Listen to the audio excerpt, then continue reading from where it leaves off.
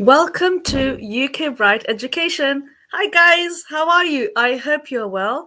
Now, today for you, a dream is a dream, but today we will help you to make that dream a reality. Who'd like to study a PhD? Can I hear you? Where are you? Students, I need you to chat in the box right now. Today, I would like to make your dreams come true. I'm not being cheesy. It is the truth. So basically, this is what it is. We have a fantastic pre-PhD program, as mentioned in the adverts, in the advert campaign and in the trailers. This is courtesy of Oxford International Education Group's Digital Institute. Linda Sandberg from Oxford International will be joining us very soon to talk to you about how to actually do a PhD in the UK with a pre-PhD program. A lot of words with lots of P's, but I'm sure you'll be fine. Okay, so let me tell you about our guest. Basically, Linda Sandberg, she's the Director of Business Development for the Digital Institute at Oxford International. She's originally from Sweden, but she's been an international student both in Japan and in Spain before she came to the UK. She loves working with Oxford International, so do I. So we're great friends, and she's absolutely fascinated by students from different cultures and learning about their life and ambitions. So she'll be joining us today to talk to you about how to make you successful in your research career. Are you ready? This is now, what do you call it? Call of action. If you still don't know who we are UK Bright Education. The whole point of this show is to actually help you with an admission for the pre-PhD program, teeth back in. So if you'd like more information, all you need to do is to DM me. So without further ado, here's Linda. Hi, Linda. Hi, Afsana. How are you? Hi, everyone. I'm very good, thank you. Thank you for inviting me. No problem at all. Right, so I just gave a little introduction about yourself. So how are you doing? Where are you talking to me from? Tell me what's going on. Yeah, I'm based in London, where Oxford International's headquarters is. So fantastic. I'm joining you today from my home. So that's why it's a little bit flowery in the background. That's okay. Brilliant. Brilliant. Right. We have Stephen Ayosi from Nigeria. Hi, how are you? And we have Oludamilola from Nigeria. Hi, welcome to UK Bright Education. Brilliant. So I believe, Linda, you have a lovely PowerPoint presentation for us. So I'll just project that for you, and then you can start straight away. So here you go. Brilliant. Fantastic. Okay, you can see that. And thank you for being patient with me. It's yet another PowerPoint presentation. It's only to make it possible for you to take shots from your phone if you like to, of the slides, just as a reminder what I've been talking about. So you may be wondering, what is the pre-PhD program? So this is an online student-centered interactive course for 10 weeks, which provides pre-doctoral candidates with the skills and knowledge needed to begin their research career. So this is really an opportunity for you to really understand what does it entail to undertake doctoral research in the UK. It may be different from undertaking research in the country you're from, for example, so it's very good to join this course due to that reason. It's also an opportunity for you to grow as a researcher. So we're going to keep you very busy during these 10 weeks to develop your writing, your research and critical skill set at that PhD level. You will also already start to produce some bits and pieces of research that could help you then kickstart your study program at the university. You will also have the opportunity to network with other academics. We at Oxford International, we have a very wide network of universities who we interact with.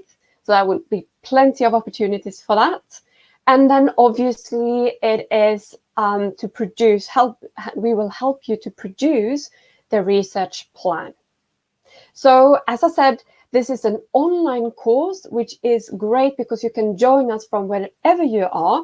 Even if you choose to come to the UK and be here, we can then set it up for you and you'll join us online. And we will also work around your schedule, because this is, as I said in the very beginning, a student-centered course. It's all about you and what you need. And we will therefore make sure that we have a flexible learning schedule, so you can join us in case you have other commitments during this time as well. And it's task-based, so we're going to keep you very busy, and you're going to be supported by your tutor. And also, obviously, you're going to be able to converse with the other students who will be on the program. And it's all about focusing on the outcomes, which I will come to a little bit later. You may also wonder, how much is the course? So this is priced at £6,500, but there are scholarship opportunities. So do contact us. Contact first and foremost Afsana, and we will be able to tell you all about that. And then the next important question you might like to hear about is, why would you possibly need this program? So it's obviously important to understand that you may not need a program, and that's why you need to start by contacting Afsana, and then we can take it from there. But for example, there can be, as we know, there's quite a large gap between master's study and PhD research. And there are quite a few students who would like to have that individualized support to understand what I said in the beginning. What is a PhD program? What does it entail? How do I become an independent researcher? And there may be that you are very knowledgeable within your field. You may even have worked for a number of years, but you may be struggling with putting all of that into an academic context and talking about your knowledge and what further questions you like to have answered. At some circumstances, you may even be an undergraduate students, and you haven't done master's studies, but you're so interested in a field that you would like to start your research earlier. As I said also in the beginning, it may be that you haven't done your previous studies in the UK, and you come from other education systems who may do even research a bit differently than we do it in the UK, and then this is a great course for you. But it's well worth understanding that these 10 weeks are not a pure language course. So this is, we focus on the academic part, and you can therefore have even been studied in English beforehand, or even in an English-speaking country, and it can still be a great course for you.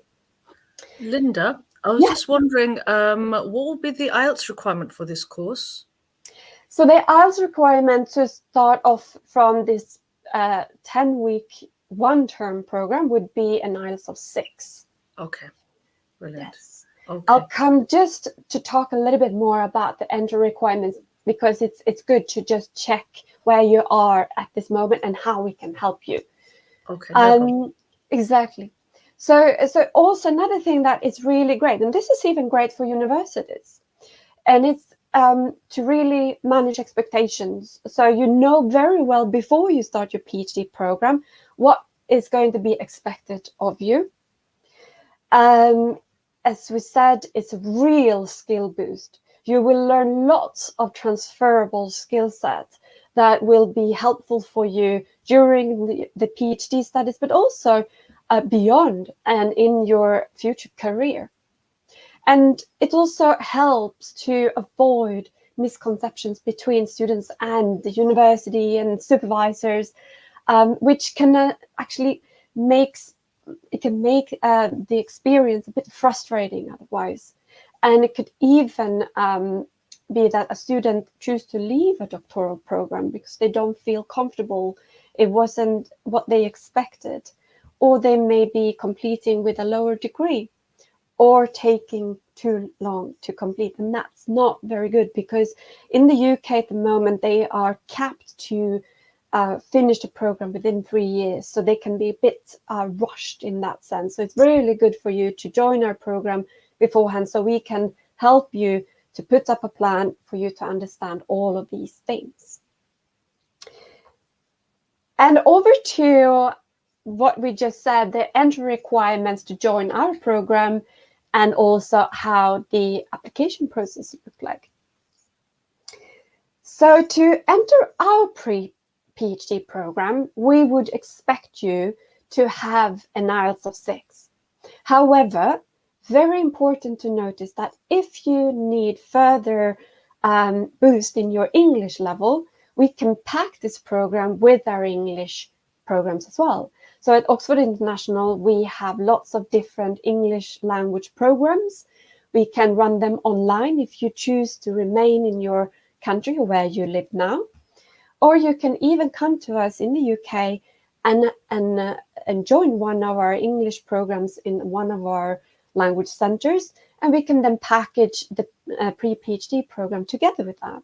So do contact Afsana and let us know your situation, and we'll help you to make a program for you. And as I said earlier, when it comes to the academic prerequisites, can be a little bit different scenarios. So don't be put off if you perhaps only have, or you stopped at the undergraduate level, because there are opportunities. We also need to make sure that we check at the universities that you are interested in and see what requirements they have, and we'll make sure that that is matched with your capabilities. Now, the application process. So we have chosen to match our application process a little bit similar to that of a PhD application. However, if there are some bits and pieces that you're missing, that is also our job to then, during the program, help you to create those bits and pieces. But great if you already, when you apply to us, you can submit a CV. You, of course, submit, as in a normal application, your academic qualifications. So if you have done an undergraduate degree, even perhaps a master's degree, submit those to us, translated into English if they are not already. You need to let us know your English language qualification, and if you don't have one, we can even help you with that. Also, if you can manage to get at least one academic reference, that would be great, because when you later apply for the PhD, you will need two references, and we will give you one from our program.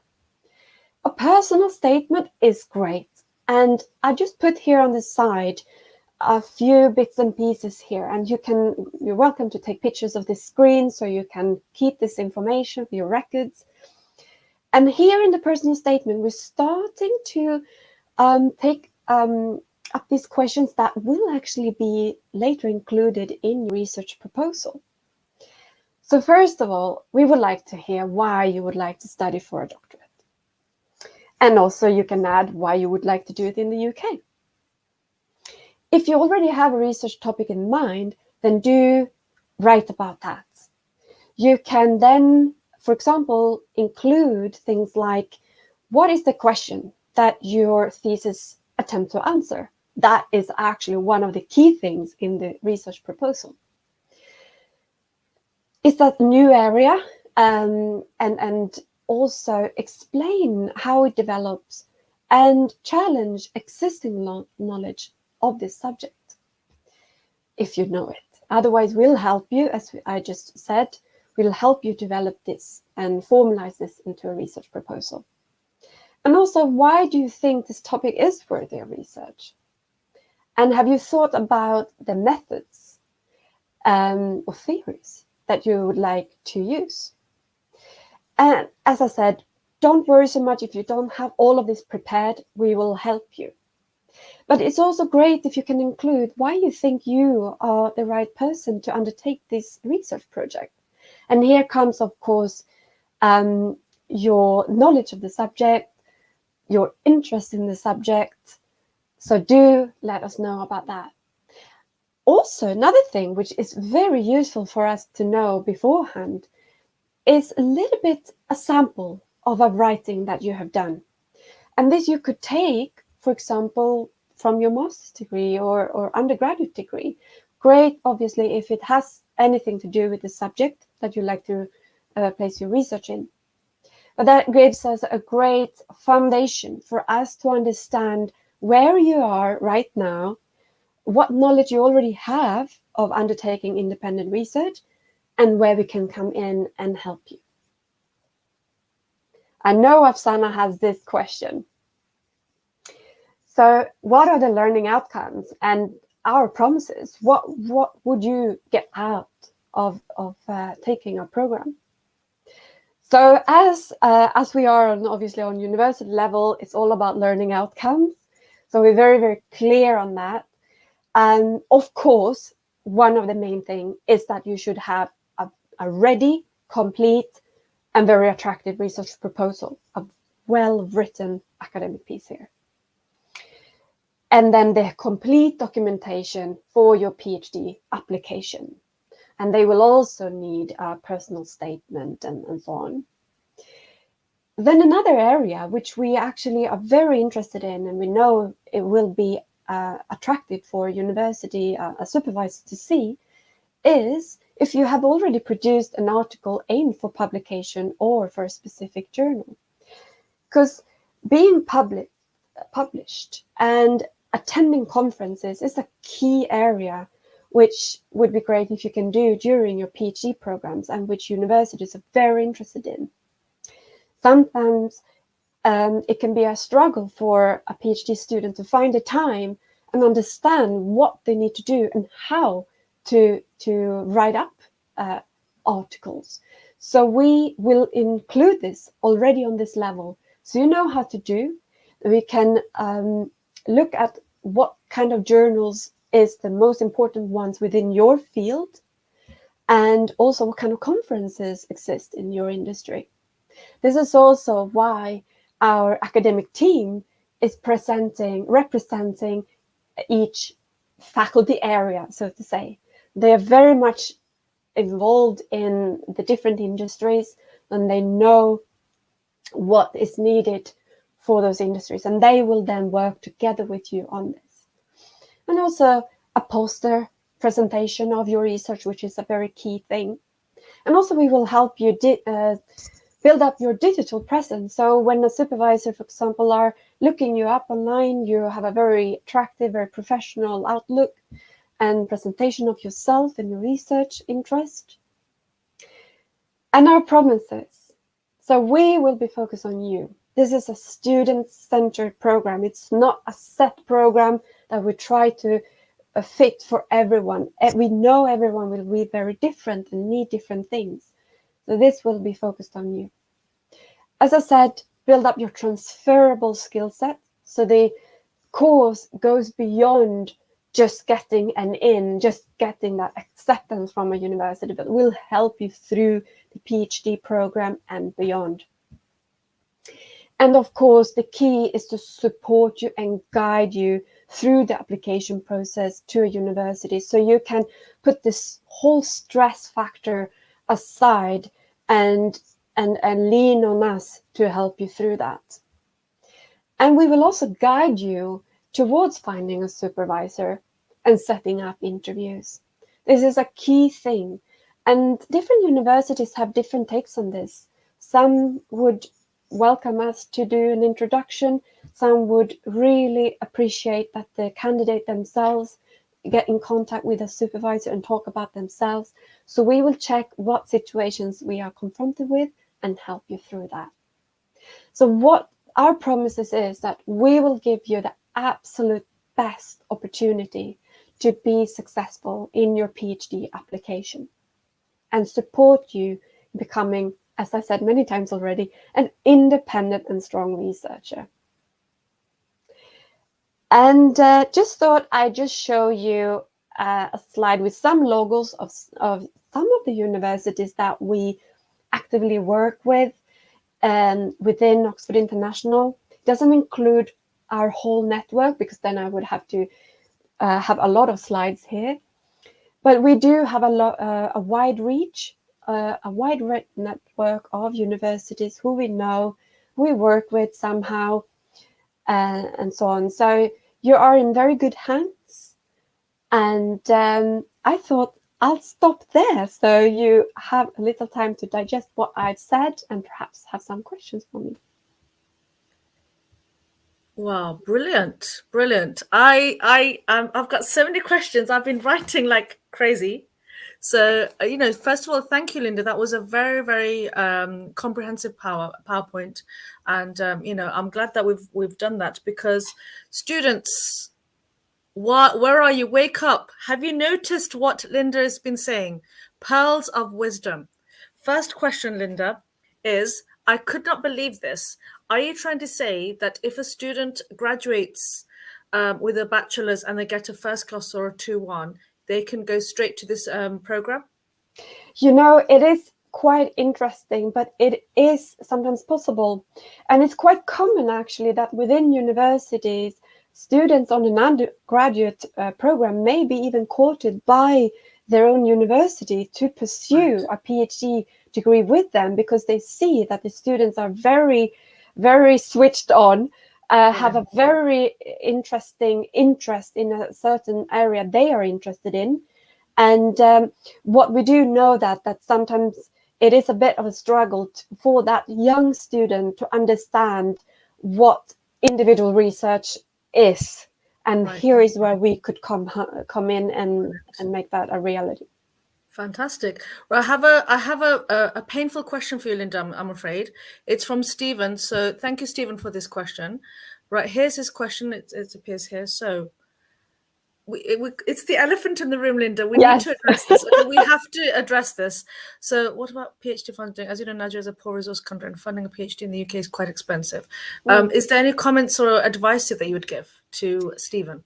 Yes, so what I would say first and foremost, have a look at, for example, your own sponsorship bodies in your own country. If there is a program that they have that is active for undertaking PhD degrees, and then from there we can help you with a letter explaining why our course would be of interest for them to include. But I would say that sometimes, unfortunately, it can be a little bit difficult for governments to also include the pre-PhD program within the funding. So I think, again, we can be faced with different situations for different students. So just start with contacting us, and we can see where you are and how we can help. Okay. So basically, I hope that was helpful. It looks like, every country, they do have pots of money anyway for research, for the betterment of that particular country. Linda is basically saying the PhD funding, including the pre-PhD program, but maybe you could just look at funding just for the PhD direct yourself, and any paperwork that you need. I'm sure the supervisor will be able to support with paperwork. Is that correct, Linda? Yes, we will do everything we can to support. Yeah, fantastic. Brilliant. I hope that helps, Stephen. Right. So, another question which I had now, ladies and gentlemen, FYI, if you don't know this, you need to know this. So, number one, from a bachelor's, if you want to, you can actually pursue that dream of the PhD straight from a bachelor's, but it has to be a first class or a second, a higher second class. The other thing is, if you do actually go down that route, Linda, I'm sure that you know, the graduate route after completing a PhD is 3 years, not 2 years. So after completing a PhD, you can actually stay in the UK for a further 3 years, and it's called the graduate route. So you've got that motivation to look forward to. So in that time, if you want to do a postdoc, you can. So yeah, that's brilliant. Now, I can't believe, Linda, that you were talking about the fact that you will help this program will help with their poster presentation. The most exciting thing, apart from the proposal, is that your supervisor will help them to actually potentially produce a paper or a publication. That's fantastic. I mean, it is a really interesting area, because we talk obviously with a lot of knowledgeable people in this area, and it is, as I said, that is an essential part for the candidate to also gain a good job after the PhD. Right. If they haven't been published or they haven't attended conferences, they may not be as attractive to the job market as they would. So we make sure that they know how to do that, So it wouldn't be so painful to perhaps do that, because obviously we understand they're going to be very busy with their research during these 3 years. And sometimes universities, even though they have lots of support programs, and may also struggle sometimes to just be there all the time for the student. That is why it's so important to be independent when you are a researcher and know already how to do things. Brilliant. I mean, you've actually opened another door, Linda. You're basically, I don't know if you realize this, but you're actually promoting a program which is an alternative to a master's, so to speak. You are actually focusing that particular applicant that, look, don't waste time. Let's just focus on the research skills. If you want to do that PhD, if you're in there with them, you can get to your destination. And it seems to be that that's, this course actually will actually help students if they do the work as well themselves. Absolutely. I mean, I think it's worth knowing that you need to be very aware of the entry requirement for each university, because that can differ. So we will have to start there. If you have certain universities you are aiming for, interested in, we need to see what they would require. Right. But there is a window. There is a window that could be potential for some undergraduate students. So it's something that we definitely should pursue. And another thing you were in, you mentioned a little bit there. It's actually a teamwork. This is very much a teamwork between ourselves and you as a student, and we will together work towards you getting into be accepted at the university. Very much Fantastic. A teamwork. Very much. So the emphasis there is teamwork, ladies and gentlemen.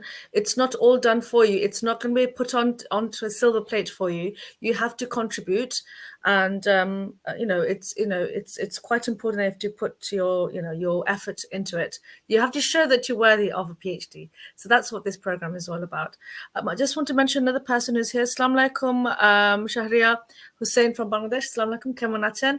Right, thank you, Stephen, for that question. It's a valid point. You need to look at funding bodies in your home country. Every country has that. So have a look at it. If you get an admission for this pre-PhD program, after the completion, you've seen all the outcomes. Oh, another question. Linda, is it okay if we could send this PowerPoint to students if they're interested? Absolutely. No problem at all. Brilliant, brilliant. Well, I just want to say thank you so much for your time, Linda. It's a fantastic program. This is what students need. If they haven't had that experience of research, this is a blessing. Your supervisor will help them and, to look after the students and get them ready for the next step. So thank you so much. Thank you for your time. Thank you so much for inviting me, Afsana, today. No problem. Thank you very much. I'll see you soon. Take care. Bye-bye. Bye. Bye-bye. Bye. Brilliant. So that was Linda from Digital Institute of Oxford International. Now, if I was in your place, if I was an international student and I've just done a BSc or a LLM or a LLB or whatever, and if you want to do a PhD but you're not sure whether you can get into it direct, this is your stepping stone. Okay? Forget masters. I'm telling you, forget masters. If your target is PhD, this is only worth 10 weeks of your life.